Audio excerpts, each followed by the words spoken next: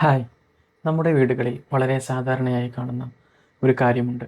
കുട്ടി ആദ്യമായി സ്വന്തമായി ചോറുണ്ണാനോ അല്ലെങ്കിൽ എന്തെങ്കിലും പെൻസിൽ പിടിക്കാനോ തുടങ്ങുമ്പോൾ അവരത് ഇടതുകൊണ്ടായിരിക്കും ചിലപ്പോൾ എടുക്കുന്നത്. ഇത് കാണുമ്പോൾ തന്നെ വീട്ടിലെ മുത്തശ്ശിയോ അല്ലെങ്കിൽ നമ്മൾ മുതിർന്നവരോ ഓടിച്ചെന്ന് പറയും, മോനെ അതല്ല നല്ല കൈ, മറ്റേ കൈ കൊണ്ട് പിടിക്കുക എന്ന്. അങ്ങനെ വലത് കൈ മാത്രമാണ് നല്ല കൈയെന്നും ഇടത് കൈ എന്തോ ഒരു പ്രശ്നക്കാരനാണെന്നും പറഞ്ഞ് നമ്മൾ ആ കുട്ടിയെ മാറ്റിയെടുക്കാൻ ശ്രമിക്കും. നമ്മൾ കരുതുന്നത് ഇതൊരു നല്ല ശീലമാണെന്നാണ്. എന്നാൽ ശരിക്കും പറഞ്ഞാൽ നമ്മൾ ആ കുട്ടിയുടെ തലച്ചോറിനോട് ചെയ്യുന്ന ഏറ്റവും വലിയൊരു ദ്രോഹമാണിത്. ഒരു ഇടംകയ്യനായ കുട്ടിയെ നിർബന്ധിച്ച് വലംകയ്യനാക്കാൻ ശ്രമിച്ചാൽ അവരുടെ ബുദ്ധിവികാസത്തിനെയും സംസാരശേഷിയെയും അത് എങ്ങനെ ദോഷകരമായി ബാധിക്കുമെന്നാണ് ഇന്ന് നമ്മൾ സംസാരിക്കാൻ പോകുന്നത്. ഞാൻ സയ്യിദ് മുബഷിർ, സ്പെഷ്യൽ എഡ്യൂക്കേഷൻ ടീച്ചറായി ദുബായിൽ വർക്ക് ചെയ്യുന്നു. Welcome to toy talks. ആദ്യം തന്നെ നമ്മൾ മനസ്സിലാക്കേണ്ട ഒരു സയൻസ് ഉണ്ട്. കുട്ടി ഇടത് കൈ ഉപയോഗിക്കുന്നത് നമ്മൾ വിചാരിക്കുന്നത് പോലെ ഒരു ദുശ്ശീലമല്ല. അതവരുടെ തലച്ചോറിൻ്റെ പ്രത്യേകതയാണ്. മനുഷ്യൻ്റെ തലച്ചോറിൻ്റെ വലതുവശമാണ് ശരീരത്തിൻ്റെ ഇടതുവശത്തെ നിയന്ത്രിക്കുന്നത്. അതായത് ഒരു കുട്ടി ഇടംകയ്യനാണെങ്കിൽ അതിനർത്ഥം അവരുടെ തലച്ചോറിൻ്റെ വലതുവശമാണ് കൂടുതൽ ആക്റ്റീവ് എന്നാണ്. ഇത് കുട്ടി ജനിക്കുന്നതിന് മുമ്പ് തന്നെ തീരുമാനിക്കപ്പെട്ടതും അവർക്ക് ജനിതകപരമായി കിട്ടുന്ന ഒരു കാര്യവുമാണ്. അല്ലാതെ വലത് കൈകൊണ്ട് പെൻസിൽ കൊടുത്ത് ശീലിപ്പിച്ചാൽ മാറുന്ന ഒന്നല്ല ഇത്. ഇനി പ്രകൃതിദത്തമായി ഇടംകയ്യനായ ഒരു കുട്ടിയെ നമ്മൾ നിർബന്ധിച്ച് വലത് കൈ ഉപയോഗിക്കാൻ പഠിപ്പിക്കുമ്പോൾ അവരുടെ തലച്ചോറിൽ വലിയ ആശയക്കുഴപ്പമുണ്ടാകും. ഇതുകൊണ്ട് ഭാവിയിൽ 3 വലിയ പ്രശ്നങ്ങളാണ് കുട്ടിക്ക് ഉണ്ടാവാൻ സാധ്യത. ഒന്നാമതായി സംസാര വൈകല്യം. തലച്ചോറിലെ കൈകളുടെ ചലനവും സംസാരശേഷിയും നിയന്ത്രിക്കുന്ന ഭാഗങ്ങൾ തമ്മിൽ വലിയ ബന്ധമുണ്ട്. കൈകൾ മാറ്റാൻ നിർബന്ധിക്കുമ്പോൾ പല കുട്ടികളിലും വിക്കൽ അല്ലെങ്കിൽ വാക്കുകൾ കിട്ടാനുള്ള പ്രയാസം എന്നിവയൊക്കെ കാണപ്പെടുന്നുണ്ട്. കൈയക്ഷരവും പഠനവും.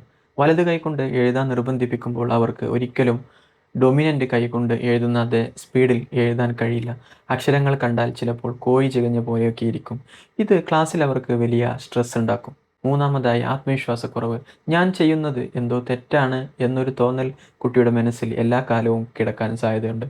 ഇത് അവരെ വലിയ രീതിയിലുള്ള അപകർഷതാബോധത്തിലേക്ക് ചിലപ്പോഴെങ്കിലും നയിക്കുകയും ചെയ്യാറുണ്ട്. അതുകൊണ്ട് പ്രിയപ്പെട്ട മാതാപിതാക്കളെ, നിങ്ങളുടെ കുട്ടി ഇടത് കൈ കൊണ്ടാണ് കാര്യങ്ങൾ ചെയ്യുന്നത് എങ്കിൽ അവനെ വെറുതെ അങ്ങനെ ചെയ്യരുത്, ഇങ്ങനെ ചെയ്യരുത് എന്ന് പറഞ്ഞ് ബുദ്ധിമുട്ടാക്കരുത്. ഇടത് കൈ കൊണ്ട് തന്നെ കാര്യങ്ങൾ ചെയ്യാൻ വേണ്ടി അനുവദിക്കുക. ലോകത്തെ വെറും 10 മുതൽ 12% ആളുകൾ മാത്രമേ ഇടം കയ്യന്മാരായിട്ടുള്ളൂ. അവർ വളരെ സ്പെഷ്യലുമാണ്. സയൻസ് എടുത്താൽ ആൽബർട്ട് ഐൻസ്റ്റീൻ, മേരി ക്യൂറി, ഇനി ടെക്നോളജി ലോകത്ത് ആപ്പിൾ സ്ഥാപകൻ സ്റ്റീവ് ജോബ്സ്, മാർക്ക് സുക്കർബർഗ്, ഇനി നമ്മുടെ സ്വന്തം സച്ചിൻ തെണ്ടുൽക്കറും അമിതാഭ് ബച്ചനും പ്രിയപ്പെട്ട രത്തൻ ടാറ്റയും എന്തിന് മുൻ അമേരിക്കൻ പ്രസിഡന്റ് ബരാക്ക് ഒബാമ വരെ ഈ ലെഫ്റ്റ് ഹാൻഡ് ഉപയോഗിക്കുന്നവരാണ്. നിങ്ങളുടെ കുട്ടി ഇടത് കൈ ഉപയോഗിച്ചാണ് കാര്യങ്ങൾ ചെയ്യുന്നത് എങ്കിൽ ഇത്തരം മഹാന്മാരുടെ കൂട്ടത്തിലാണ് നമ്മുടെ കൊച്ച് എന്നോർത്ത് നമുക്ക് അഭിമാനിക്കുകയാണ് ചെയ്യേണ്ടത്. ഇതുകൊണ്ട് കൂടിയാണ് ഇടം കയ്യന്മാരുടെ കഴിവുകളെ ആദരിക്കാൻ വേണ്ടി എല്ലാ വർഷവും ഓഗസ്റ്റ് 13-ന് ഇൻ്റർനാഷണൽ ലെഫ്റ്റ് ഹാൻഡേഴ്സ് ഡേ എന്നൊരു ദിവസം ലോകമെമ്പാടും ആഘോഷിക്കുന്നത്. 1976-ൽ ഡീൻ ആർ ക്യാമ്പൽ എന്ന ഒരു വ്യക്തിയാണ് ഇതിന് ആദ്യമായി തുടക്കം കുറിച്ചത്. വലത് കയ്യന്മാർക്ക് വേണ്ടി മാത്രം ഡിസൈൻ ചെയ്ത ഈ ലോകത്ത് നമ്മൾ ഇടത് കയ്യന്മാർ അനുഭവിക്കുന്ന പാടും പ്രയാസവും മറ്റുള്ളവരെ കൂടി അറിയിക്കാനും ചർച്ചയാക്കാനും വേണ്ടിയാണ് ഇത്തരമൊരു ദിവസം എന്നാണ് ഇതുകൊണ്ട് ഉദ്ദേശിക്കുന്നത്. കാരണം ഭൂരിപക്ഷമായി വരുന്ന വലത് കയ്യന്മാർക്ക് വേണ്ടി ഡിസൈൻ ചെയ്ത ലോകത്താണ് ഇവർ ജീവിക്കുന്നത്. അതുകൊണ്ട് തന്നെ ഈ കുട്ടികൾക്ക് ചില പ്രായോഗിക ബുദ്ധിമുട്ടുകൾ എപ്പോഴും ഉണ്ടാകും. ഉദാഹരണത്തിന് നമ്മൾ സാധാരണ തുണി മുറിക്കുന്ന കത്രിക വെച്ച് ഇടത് കൈ ഉപയോഗിക്കുന്ന കുട്ടി മുറിക്കാൻ ശ്രമിച്ചാൽ ഒരു യുദ്ധം ചെയ്യുന്നത് പോലെയായിരിക്കും. പേപ്പർ മുറിയില്ല, പകരം മടങ്ങിപ്പോവും. കാരണം അത് ഡിസൈൻ ചെയ്തിരിക്കുന്നത് വലത് കൈ ഉള്ളവർക്ക് ഉപയോഗിക്കാൻ വേണ്ടിയിട്ടാണ്. ഇനി നമ്മുടെ കുട്ടികൾ വലുതാകുമ്പോൾ അവർ പവർ ടൂൾസായ ഗ്രൈൻഡർ, മറ്റു മെഷീനുകൾ ഉപയോഗിക്കുമ്പോൾ ഇതിൻ്റെ സേഫ്റ്റി കാര്യങ്ങൾ മുഴുവൻ ഡിസൈൻ ചെയ്തിരിക്കുന്നത് വലത് കയ്യന്മാർ ഉപയോഗിക്കുന്നത് പോലെയാണ്. എന്നാൽ ഇന്ന് ഇതിന് വലിയൊരു ആശ്വാസമായി ഓൺലൈനിൽ നമുക്ക് ലെഫ്റ്റി കത്രിക അല്ലെങ്കിൽ ലെഫ്റ്റി പവർ ടൂൾസൊക്കെ എളുപ്പത്തിൽ വാങ്ങാൻ കിട്ടും. അതുപോലെ ഏറ്റവും പ്രധാനപ്പെട്ട ഒരു കാര്യം കൂടിയുണ്ട്. കുട്ടി സ്കൂളിൽ പോയി തുടങ്ങുമ്പോൾ ക്ലാസ്സിൽ ബെഞ്ചിലിരിക്കുമ്പോൾ ഏറ്റവും ഇടതുവശത്തെ അറ്റത്ത് അവരെ ഇരുത്താൻ നമ്മൾ അധ്യാപകരോട് പ്രത്യേകം പറയണം.